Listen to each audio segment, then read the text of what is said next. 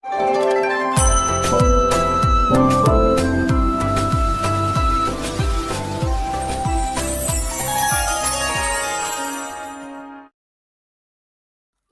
जगन्नाथ तारीख अनुसार पिलामानकर स्वभाव केमिति होइतै बा सेही तारीख रे जन्म होइतै व्यक्ति मानकर चरित्र किभଳି भाबरे होइतै 1 तारु 31 तारीख पर्यंत आमे कहिबो आपण मानकु चरित्र केमिति हेबो केउ तारीख रे जन्म होइतै व्यक्ति विशेष मानकर स्वभाव कोन रहिब जदि आपणकर जन्म 1 तारीख रे होइछि त आपणकर स्वभाव केमिति रहिबो ना आपण अन्य को सबले ऑर्डर देबा को भलो पान आ एही 1 तारीख रे जन्म होइथिबा व्यक्ति माने कोन करंती ना सबले हुकुम करबा को भलो पान आउ से माने कोन करंती ना सब बड़े चाहती जे तांको कार्य अन्य द्वारा केमिति होई जाऊ तो 1 तारीख रे जन्म होइतिबा पिला माने बा 1 तारीख रे जन्म होइतिबा लोक माने से माने चिंता करंती सब बड़े कि मु कार्य करि दंता कि एई भले मन भितर से मानकर चिंता आसी थाए 2 तारीख रे जन्म होइतिबा व्यक्ति माने विशेष भाव रे से माने छोट कथा को माने मुंडो भितर पुरै के रखंती कान से मानको मुंडो भितर बहुत शीघ्र किछि कथा बाहरे नाही तेणु से माने बहुत व्यतिग्रस्त मध्ये होई जान कहा मनर किंतु 2 तारीख रे जन्म होइते व्यक्ति माने दुख देबाको चाहती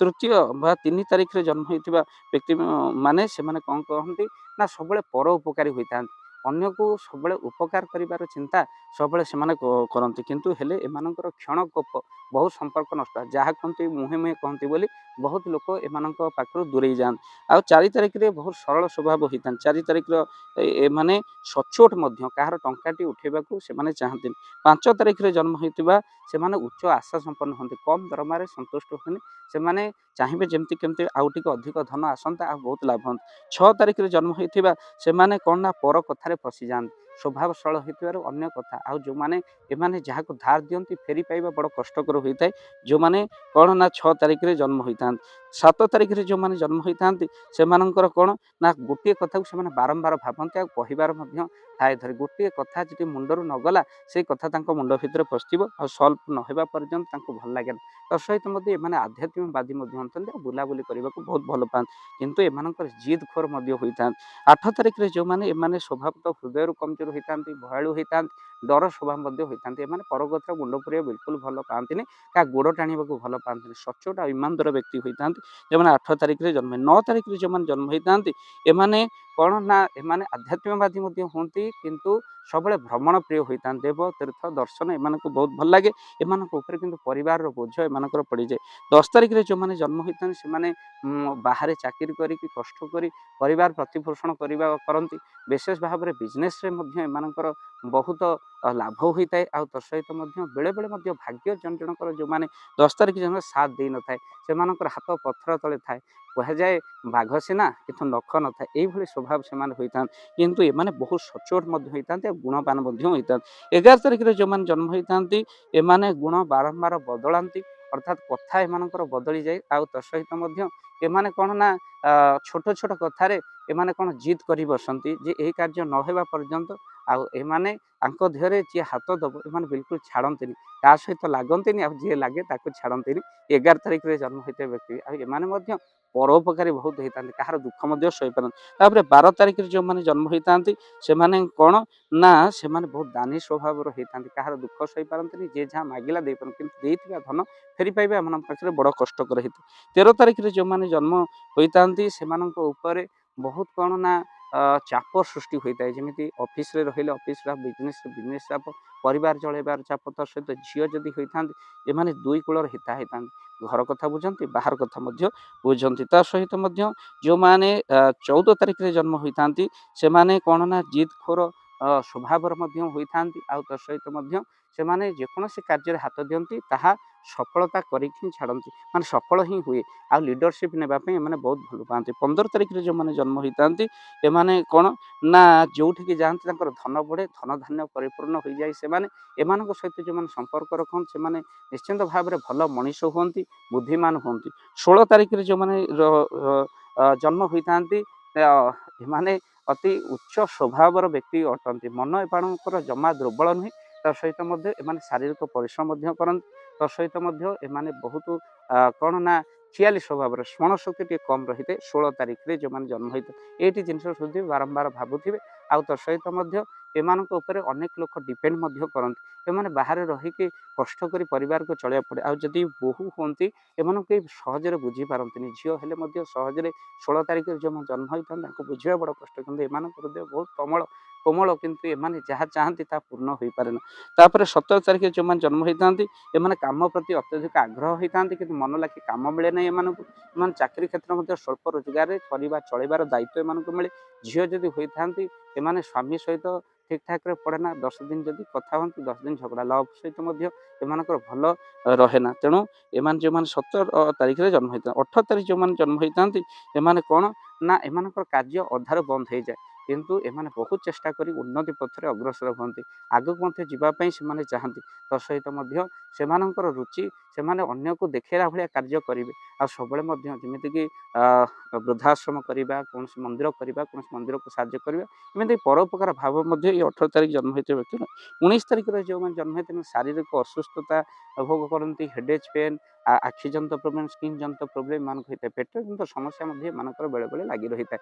ତ ଏମାନେ ଆଧ୍ୟାତ୍ମିକବାଦୀ ମଧ୍ୟ ହୋଇଥାନ୍ତି। ଆଉ ତା ସହିତ ମଧ୍ୟ ଏମାନେ ବୁଲାବୁଲି କରିବାକୁ ମଧ୍ୟ ଭଲ ପାଆନ୍ତି। ପରିବାରର ବୋଝ ଏମାନଙ୍କ ଉପରେ ପଡ଼େ, ବେଳେବେଳେ ଭାଙ୍ଗି ପଡ଼ନ୍ତି, କାହିଁକିନା ଅନ୍ୟମାନଙ୍କର ଯେଉଁ ନିନ୍ଦା କଷ୍ଟ ଏମାନଙ୍କୁ ବହୁତ ବାଧେ। ଆଉ ବିନା ଦୋଷରେ ଏମାନେ ଦୋଷୀ ମଧ୍ୟ ହୋଇଥାନ୍ତି। ତା ସହିତ ମଧ୍ୟ ଯେଉଁମାନେ 20 ତାରିଖରେ ଜନ୍ମ ହୋଇଥାନ୍ତି ଏମାନଙ୍କର ସ୍ୱଭାବ କ'ଣ ରହିଥାଏ ନା ଏମାନେ ବିନା ଦୋଷରେ ଦୋଷୀ ହୋଇକି ମଧ୍ୟ ଫସି ଯାଆନ୍ତି। ବେଳେବେଳେ କାହାକୁ ଅର୍ଥ ଦିଅନ୍ତି ଦୁଃଖ ନ ସହିପାରେ, କିନ୍ତୁ ଏମାନଙ୍କ ଅର୍ଥ ଫେରିବା ବଡ଼ କଷ୍ଟକର ହେଇଥାଏ। ତା ସହିତ ଏମାନେ ଯାହା ଘରକୁ ଝିଅ ଜନ୍ମ ହୋଇଥିବା ଝିଅ ଯଦି ଯାହା ଘରକୁ ଯାଆନ୍ତି 20 ତାରିଖରେ ସେମାନେ ମଧ୍ୟ କ'ଣ ନା ଉତ୍ତମ ରୂପରେ ସେମାନେ ଲକ୍ଷ୍ମୀବନ୍ତ ହୁଅନ୍ତି। ସେ ପୁରୁଷ ମଧ୍ୟ ଧନବାନ ହୁଏ। ଯେଉଁମାନେ 20 ତାରିଖରେ ଜନ୍ମ ହୋଇଥାନ୍ତି ଝିଅ ଯଦି ଯାହା ଘରକୁ ଯାଆନ୍ତି ତା ଘରର ଧନ ବଳେ। 21 ତାରିଖରେ ଯେଉଁମାନେ ଜନ୍ମ ହୋଇଥାନ୍ତି 21 ତାରିଖରେ ପୁଅ ହେଉ ବା ଝିଅ ଆମେ ଦୁଇ ଜଣ ପାଇଁ କହୁଛୁ। 21 ତାରିଖରେ ଯେଉଁମାନେ ଜନ୍ମ ହୋଇଥାନ୍ତି ଏହି ତାରିଖ ଲକ୍ଷଣ ଅନୁସାରେ ବା ଏହି ତାରିଖ ନିୟମ ଅନୁଯାୟୀ ଏଇମାନେ କ'ଣ ନା ଧନବାନ ମଧ୍ୟ ହୁଅନ୍ତି। ଏମାନେ ସଞ୍ଚୟ କରିବାକୁ ଭଲ ପାଆନ୍ତି, ହେଲେ ବେଳେବେଳେ ସଞ୍ଚୟ ଅର୍ଥ ଅନ୍ୟର ଘାମରେ ପଡ଼ିଯାଏ। ଘାମ କହିଲେ ବୁଝିପାରୁଛନ୍ତି, ହଠାତ୍ କିଛି ଜରୁରୀ କାର୍ଯ୍ୟରେ ଏମାନେ ସଞ୍ଚିତ ଅର୍ଥ ବ୍ୟୟ କରି ବସନ୍ତି। ଆଉ ତା ସହିତ ମଧ୍ୟ ଏମାନଙ୍କ ଆର୍ଥିକ ସ୍ଥିତି 30 ବର୍ଷ ପରେ ମଜବୁତ ହୋଇଯାଏ। ଆଉ ତା ସହିତ ମଧ୍ୟ ଏମାନେ କ'ଣ ନା ବହୁତ ସ୍ନେହୀ ହୁଅନ୍ତି। ଏମାନେ ଯଦି ସ୍ତ୍ରୀ ହୁଅନ୍ତି ସ୍ୱାମୀକି ଏତେ ଭଲ ପାଆନ୍ତି, ସ୍ୱାମୀ ମୂଲ୍ୟ ବୁଝିପାରେ ନା, ସ୍ୱାମୀ ହେଲେ ସ୍ତ୍ରୀକୁ ଏତେ ଭଲ ପାଆନ୍ତି ତାର ମୂଲ୍ୟ ମଧ୍ୟ ବୁଝା ପଡ଼େ ନା। ତେଣୁକରି ନିଶ୍ଚିତ ଭାବରେ ପରସ୍ପର ସ୍ନେହ ଅତୁଟ ରହିବା ଦରକାର, କାହିଁକିନା ବେଳେବେଳେ ସ୍ୱାମୀ ସ୍ତ୍ରୀର ଭୁଲ ବୁଝାବଣା ଗୋଟେ ଭଲ ସଂସାରକୁ ମଧ୍ୟ ଭାଙ୍ଗିଦିଏ। 22 ତାରିଖରେ ଯେଉଁମାନେ ଜନ୍ମ ହୋଇଥାନ୍ତି ଏମାନେ ବହୁତ ପରିବାରର ବୋଝ ଉଠାଇବାକୁ ପଡ଼େ। ତା ସହିତ ମଧ୍ୟ ଆର୍ଥିକ ସ୍ଥିତି ଏମାନଙ୍କର ଡଲ୍ ହେଇ ଚାଲେ। ବେଳେବେଳେ ବିଜନେସ୍ ଆଉ ଯେଉଁଥିରେ ହାତ ଦିଅନ୍ତି ସେମାନେ ମଧ୍ୟ କମି ଆସେ। ତେଣୁ ନିନ୍ଦା ମଧ୍ୟ ଏମାନେ ବହୁତ ଶୁଣନ୍ତି। କାର୍ଯ୍ୟର ପ୍ରେସର ଏମାନଙ୍କୁ ବହୁ କଷ୍ଟ ଦେଇଥାଏ। 23 ତାରିଖରେ ଯେଉଁମାନେ ଜନ୍ମ ହୋଇଥାନ୍ତି ଏମାନେ କ'ଣ ନା ସ୍ୱଭାବରେ ଟିକେ କ'ଣ ଏମାନେ ବହୁତ ସଚ୍ଚୋଟ ମଧ୍ୟ ହୋଇଥାନ୍ତି। ଆଉ ତା ସହିତ ସଚ୍ଚୋଟ, ଶାରୀରିକ ପରିଶ୍ରମୀ, ତା ସହିତ ମଧ୍ୟ ବେଳେବେଳେ ଏମାନେ ଫସିଯିବାର ମଧ୍ୟ ଚାନ୍ସ ଅଛି। ଯାହାକୁ ଭରସା କରନ୍ତି ସେମାନେ ବିଶ୍ୱାସ କରନ୍ତି। 24 ତାରିଖରେ ଯେଉଁମାନେ ଜନ୍ମ ହୁଅନ୍ତି ଏମାନଙ୍କ ଛୋଟ ଛୋଟ କଥାରେ କାନ୍ଦି ପକାନ୍ତି, କାହିଁକି ତାଙ୍କର ହୃଦୟ ଅତି ସରଳ, ଆଧ୍ୟାତ୍ମିକବାଦୀ। ତା ସହିତ କିଛି ଭଲ ଜିନିଷ ଆଖି ଆଗରେ ପଡ଼ିଲେ ଏମାନେ ନିହାତି ଦେଖିବାକୁ ଚେଷ୍ଟା କରନ୍ତି ଆଉ ସେହି ଅନୁସାରେ କାର୍ଯ୍ୟ କରିବାକୁ ଚାହାନ୍ତି। ସାଧୁ ସନ୍ଥଙ୍କର ଅନୁଗାମୀ ବା ଭଲ ଲୋକଙ୍କର କଥାକୁ ଅନୁଗାମୀ କହନ୍ତି। ଆଉ କାହାକୁ ହୁଡ଼ିକି କହିବା, କାହା ମନରେ କଷ୍ଟ ଦେବା ଭଲ। 25 ତାରିଖରେ ଯେଉଁମାନେ ଜନ୍ମ ହୋଇଥାନ୍ତି 25 ତାରିଖର ବ୍ୟକ୍ତି ବିଶେଷ ଏମାନେ କ'ଣ ନା ସତ୍ଶାସ୍ତ୍ର ଅଭ୍ୟାସ କରନ୍ତି, ବୈଷ୍ଣବ ମଧ୍ୟ ହୁଅନ୍ତି। ଆଉ ବେଳେବେଳେ ସେମାନେ କ'ଣ କରନ୍ତି ନା ସବୁବେଳେ ଅନ୍ୟକୁ ବୁଝେଇବାକୁ ଚାହାନ୍ତି ଯେ କେବଳ ତୁମେ କାହାକୁ ଯେ ହଇରାଣ କର ନା କଷ୍ଟ ଦିଏ। ଏମାନେ କାହାକୁ ହଇରାଣ କରନ୍ତିନି କି କାହାକୁ ମାନେ ସମସ୍ତଙ୍କୁ ମଧ୍ୟ ସଲାହ ସେମାନେ କହନ୍ତି ଯେ କାହାକୁ ହଇରାଣ କରିବା ଠିକ୍ ନୁହେଁ। ଏଇଭଳି ସ୍ୱଭାବର ବ୍ୟକ୍ତି ହୁଅନ୍ତି ଯେଉଁମାନେ ଜନ୍ମ ହୋଇଥାନ୍ତି କେତେ ତାରିଖ ନା 27 ତାରିଖ। 28 ତାରିଖରେ ଯେଉଁମାନେ ଜନ୍ମ ହୋଇଥାନ୍ତି ସେମାନେ କ'ଣ ପାରିବାରିକ କଷ୍ଟ ଭିତରେ ରହନ୍ତି। ଆର୍ଥିକ ସ୍ଥିତି ମଧ୍ୟ ଏମାନଙ୍କର ଠିକ୍ ଠାକ୍ ରହେ ନା, କାରଣ ଦୁଃଖ ଏମାନଙ୍କ ଭାଗ୍ୟରେ ଲେଖା ହେଇଥାଏ। ତାପରେ 29 ତାରିଖରେ ଯେଉଁମାନେ ଜନ୍ମ ହୋଇଥାନ୍ତି ସେମାନେ ଆଗକୁ କିଛି ଉନ୍ନତି ମଧ୍ୟ ସେମାନଙ୍କର ବହୁତ ହୋଇଥାଏ। ତେଣୁ ଏମାନେ ଧୈର୍ଯ୍ୟ ମୂଳ ଧରିକି ରଖନ୍ତି। ଦୁଃଖ ପଡ଼ିଲେ କଷ୍ଟ କଲେ ବହୁତ ଧୈର୍ଯ୍ୟ ଏମାନଙ୍କ ଭିତରେ ହେଇଥାନ୍ତି, କିନ୍ତୁ ବେଳେବେଳେ ଏମାନଙ୍କ ଠାରୁ ବହୁ ଲୋକ ଦୂରେଇ ଯାଆନ୍ତି। ଏମିତିକି ମାତୃ ବିୟୋଗ ମଧ୍ୟ କମ୍ରେ ହୁଏ। ଆଉ ତା ସହିତ ଭାଇ ଏମାନଙ୍କୁ ଛାଡ଼ି ଚାଲିଯାଏ। ଅନ୍ୟମାନେ ମଧ୍ୟ ବୁଝିବା ବଡ଼ କଷ୍ଟକର ହେଇଥାଏ। ତେଣୁ ଏଇଭଳି ଦୁଃଖ ସେମାନେ ଭୋଗ କରନ୍ତି।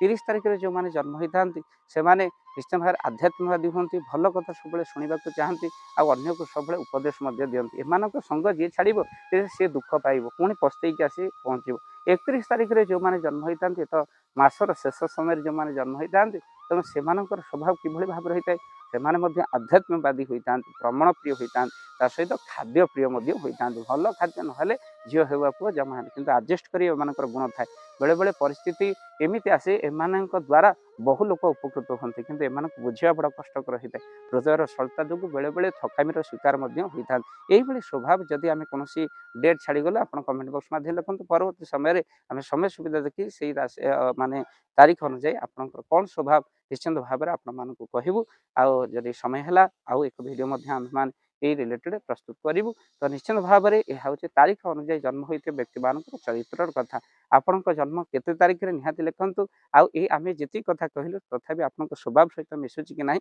कमेंट बॉक्स माध्यम निहाती भाव में लिखंतु वीडियो को शेयर करेंगे चैनल से जदि नुआ चैनल को सब्सक्राइब कर देन जय जगन्नाथ जय पंचेश्वर जय जगन्नाथ धन अर्जन धर्म करी धर्मे प्राप्त नरहरि आपण उपार्जित धन को जदि धर्म कार्य लगे चाहूँगी किसी असहाय असुस्थ व्यक्ति पाखे आम प्रतिदिन पहुँचू आउ किसी सहयोग करूँ जदि आपणकर से गुंडुची मूषा भली दान से कार्य लगे चाहूँगी स्क्रीन रे चली ए नंबर रे एबे कॉल करंतु आमे दबु आपन को फोन पे नंबर आपनकर जेतिकी समर्थ रही सामर्थ्य अनुसार आपण प्रदान करेंगे आपणकर अर्थ राशि एबे आपण जानिके आनंदित हेबे गोटी एम्बुलेंस किणा जाइछि केवल रोगी सेवा पई जदि आपणकर किछि अर्थ से एम्बुलेंस पई आपण सहयोग करिबा पई चाहंती तो एबे कॉल करंतु एही नंबर रे आपन को अशेष धन्यवाद जय जगन्नाथ।